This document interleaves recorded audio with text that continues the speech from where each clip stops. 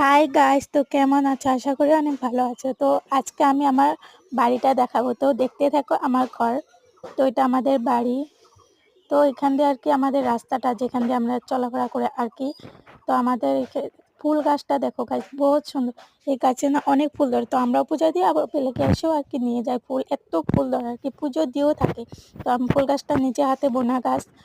তো কমেন্ট করো ফুলগুলো। তো দেখতে দেখো এখন। তো এটা হচ্ছে জবা ফুল।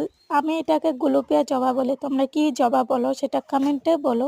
তো আমার কাছে এই ফুলটা বহুত ভালো লাগে, আর এই ফুল গাছটা আর আকাশের দৃশ্যটা দেখো, অসাধারণ লাগছে আমার কাছে। আর তো ফুলের বাগানটা দেখতে থাকো এখন। তো ওই যে আমাদের বাড়ি।